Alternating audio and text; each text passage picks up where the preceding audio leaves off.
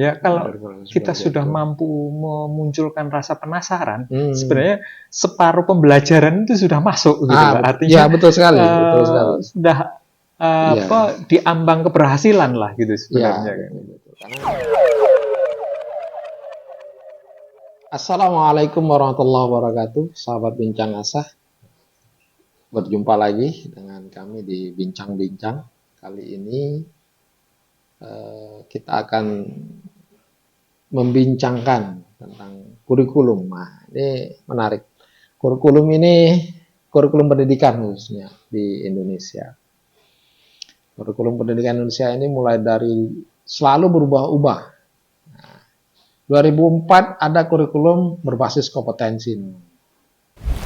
Ada 2006 ada kurikulum KTSP, kurikulum tingkat satuan pendidikan.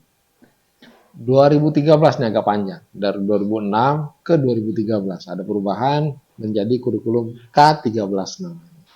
Dan terakhir kurikulum Merdeka 2022.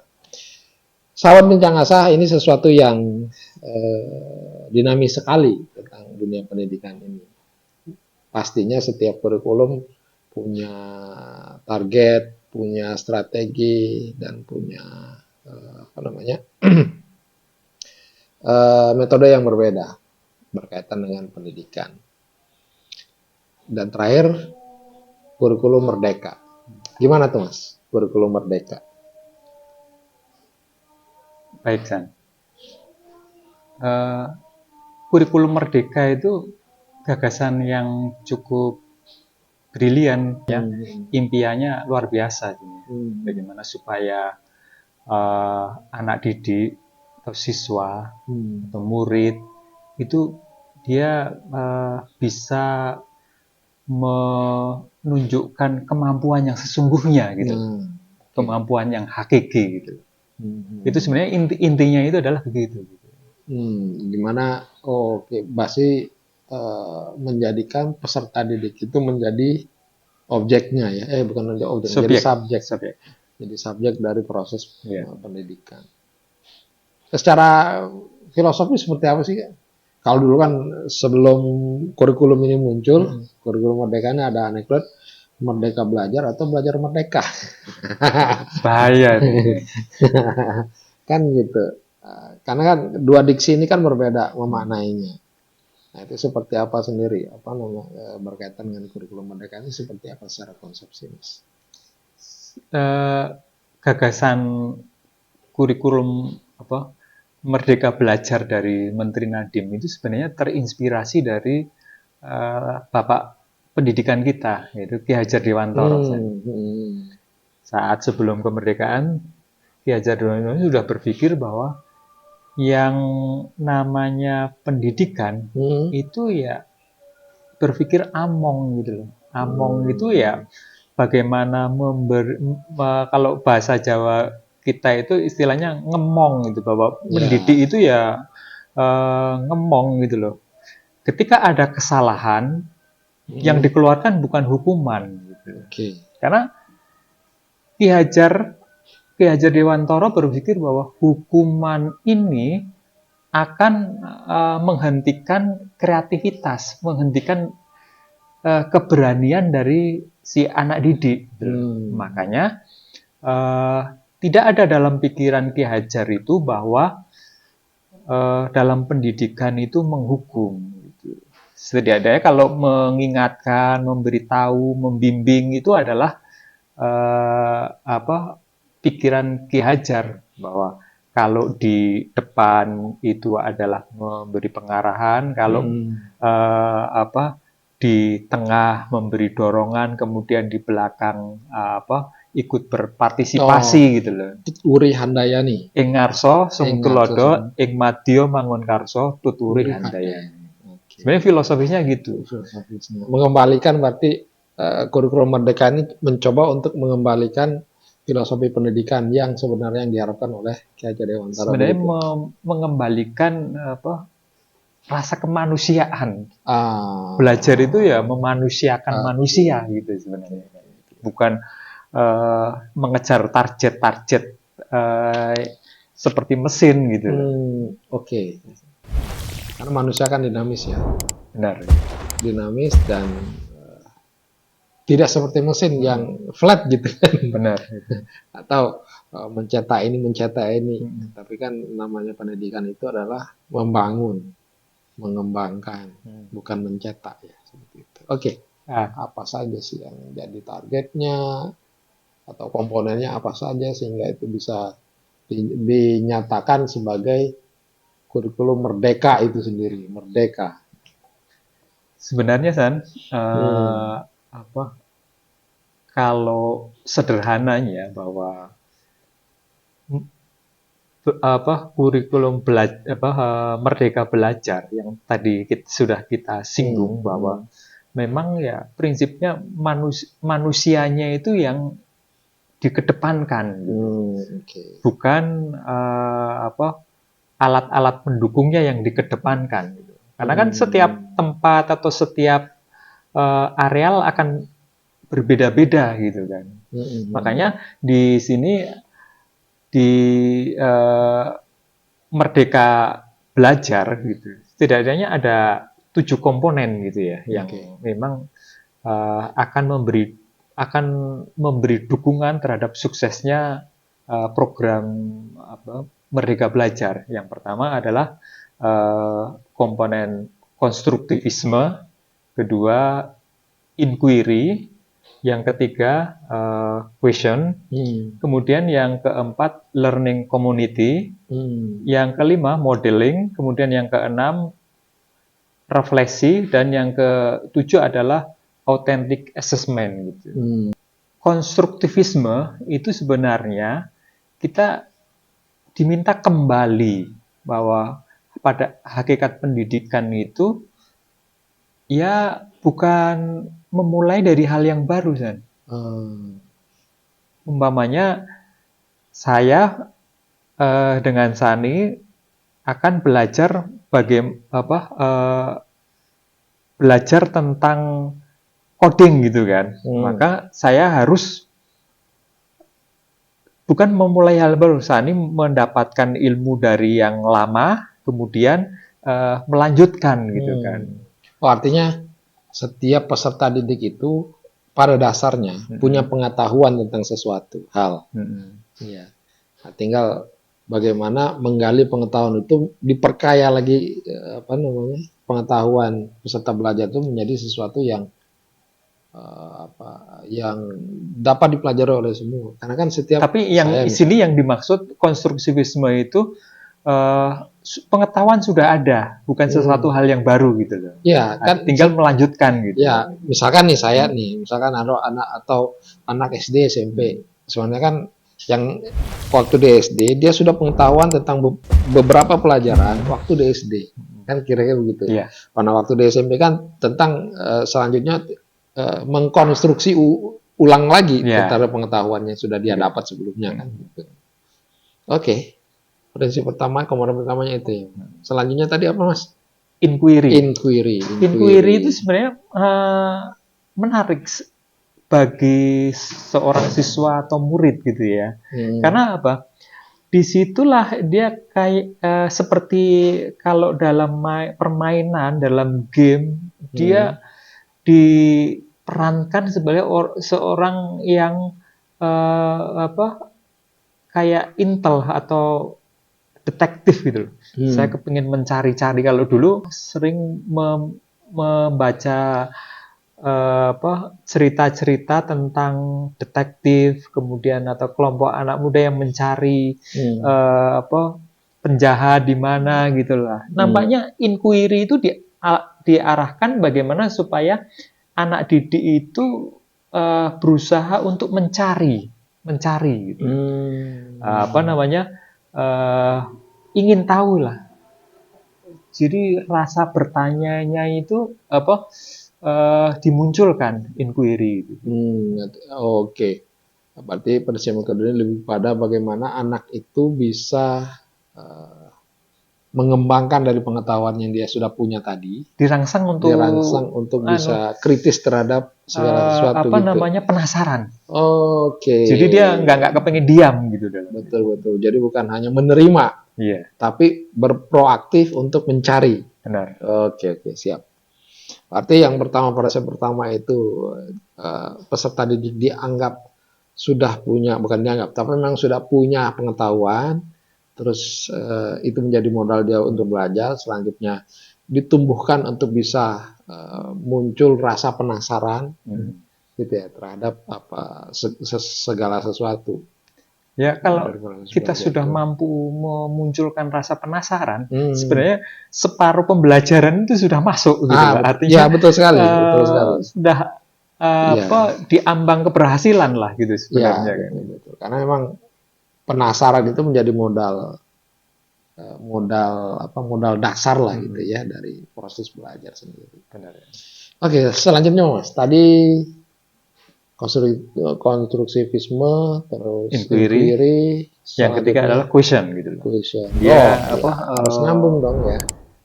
Harus bisa seorang bertanya murid, ya. Seorang dia justru harus paling utama dirangsang untuk bertanya. Bertanya itu sebenarnya adalah membangun keberanian. Betul.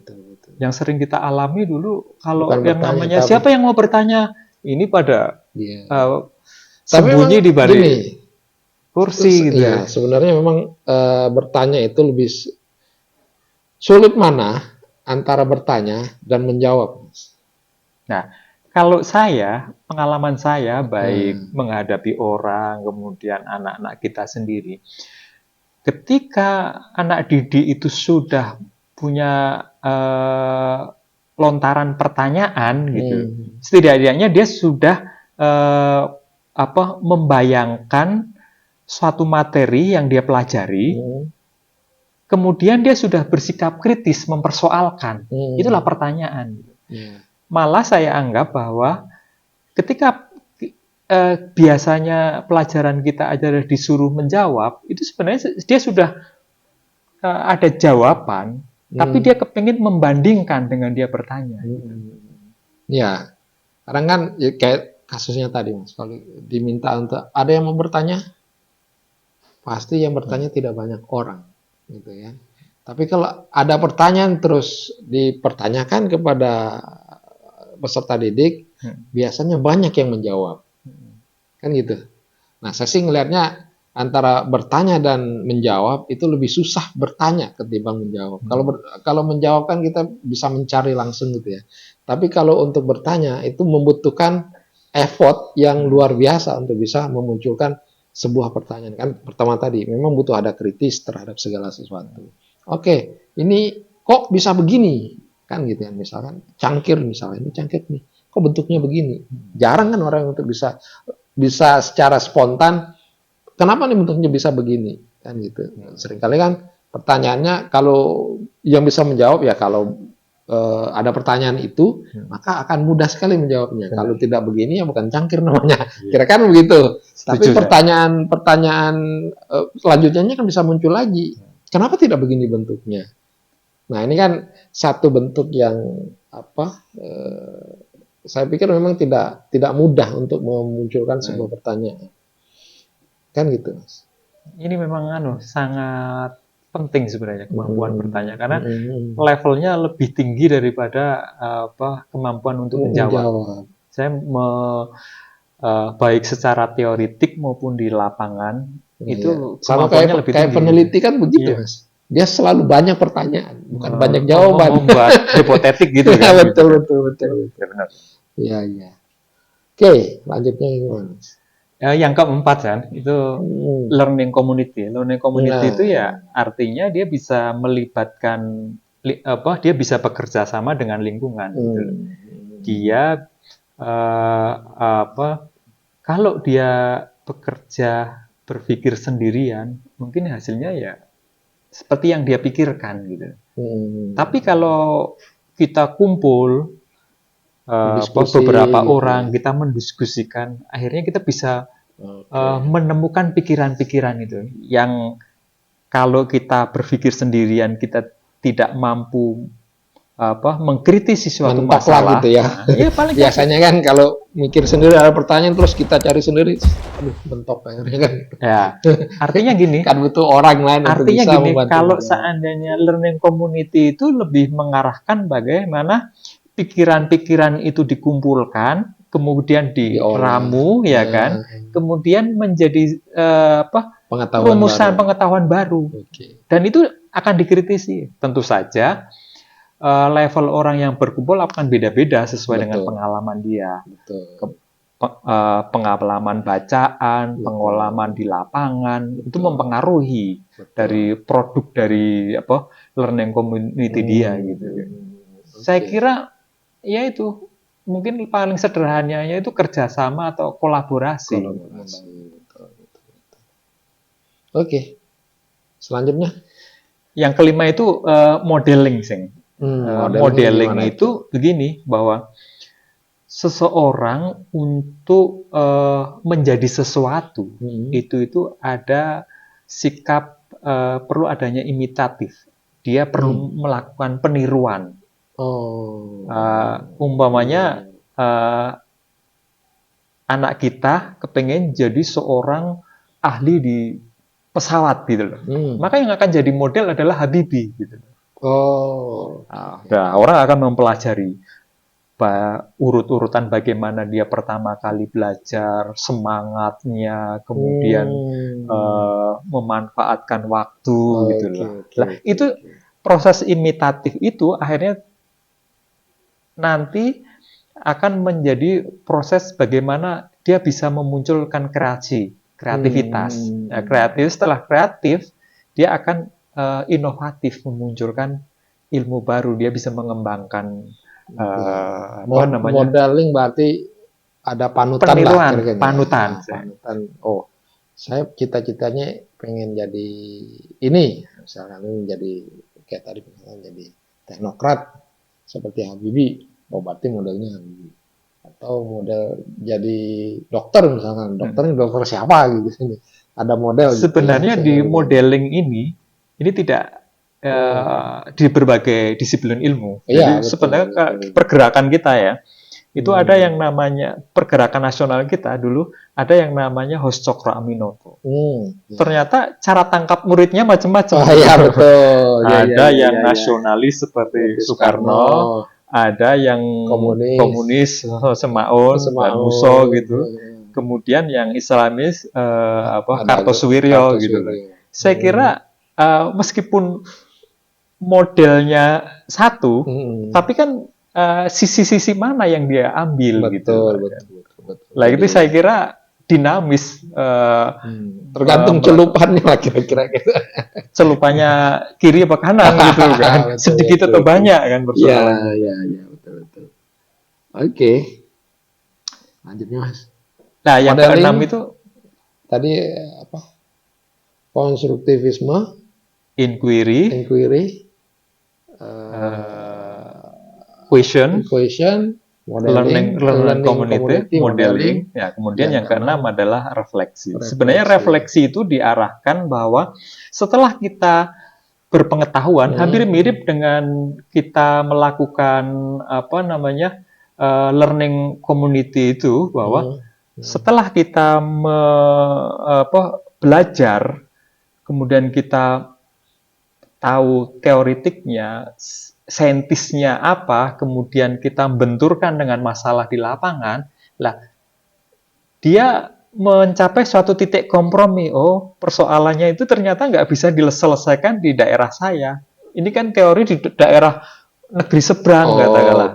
Maka dia melakukan refleksi. Oh, berarti saya harus anggap saja ini sebagai inkubasi penetesan pikiran original gitu kan, bahwa yang kita lakukan itu adalah begitu gitu kan. Oke. Berarti ini semua teori tidak berlaku untuk semua lah, kira-kira begitu kali ya.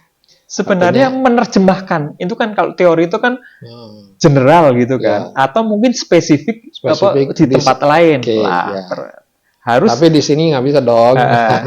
di Mungkin di Eropa bisa, tapi di destruksi Indonesia konstruksi kan berarti kan Nah. di kalau ilmu pengetahuan itu tahapannya kan tesa antitesa, sintesa. Artinya suatu pendapat terus dikritik, di peres, dikritisi kekurangannya apa, nah, terus dia dapat yang baru namanya sintesa gitu. Itu muter lagi di awal lagi gitu, muter gitu. Oke, 6. Yang ketujuh, authentic assessment. Pengetahuan itu ya selalu harus dilakukan uji coba, dilakukan evaluasi, gitu. Dilakukan penilaian gitu. Ya kalau nggak mau jadi penilaian, ya berarti nggak bisa jadi pengetahuan gitu loh. Itu yang harus dilakukan. Kadang-kadang kan orang mengetahui sesuatu tapi nggak mau menerima kritik atau nggak mau menyampaikan pada orang lain, ya itu bukan pengetahuan. Nah, disitulah seperti yang poin-poin yang di atas bahwa ya kita harus menyampaikan untuk dilakukan kritik, kemudian solusinya apa gitu. Nah, tapi yang otentik ya, itu kan authentic assessment.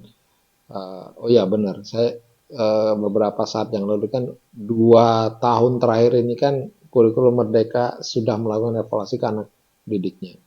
Nah itu model evaluasinya deskriptif per anak berbeda. Tapi ini memang harus diingat, authentic assessment itu harus disesuaikan dengan tingkatannya gitu loh. Betul. SD seperti apa, PAUD seperti apa, SMP seperti apa, SMP mahasiswa gitu, dan yang lebih tinggi lagi gitu. Iya betul. Saya catat sih memang kurikulum Merdeka ini kalau ibarat satu strategi besar terhadap kurikulum ini kan strategi pendidikan lah ya. Sistem pendidikan bagaimana melahirkan peserta didik. Nah, kalau bahasanya di kurikulum Merdeka ini ingin melahirkan profil pelajar Pancasila namanya. Bagaimana dari proses yang dilakukan ini melahirkan profil pelajar Pancasila yang memang otentik lah, khasnya Indonesia. Gimana nilai-nilai Pancasila menjadi nilai dasar dalam proses pendidikan. Baik, sahabat bincang aja, luar biasa, Mas. Bincang kita tentang kurikulum ini, kalau kita dalami panjang sekali urusannya. Kalau masuk ke dalam hal yang teknis, apakah komponen pendidikan, ekosistem pendidikan Indonesia sudah cukup bisa menerima proses kurikulum ini atau belum? Nah, kita tunggu evaluasinya di tahun ketiga ini. 2024 akan dilakukan evaluasi terhadap perjalanan kurikulum Merdeka. Sahabat bincang asa sekalian, itulah bincang-bincang kita hari ini. Mudah-mudahan memberikan inspirasi pada sobat sekalian, dan jangan lupa like, subscribe, and follow, dan share. Dan jika ada pertanyaan atau komentar silakan ditulis di kolom komentar. Kalau ada yang juga request mau bahas apa, silakan ditulis di komentar. Terima kasih. Assalamualaikum warahmatullahi wabarakatuh. Waalaikumsalam warahmatullahi wabarakatuh. Minum kopi dulu, Mas. Oke, terima kasih.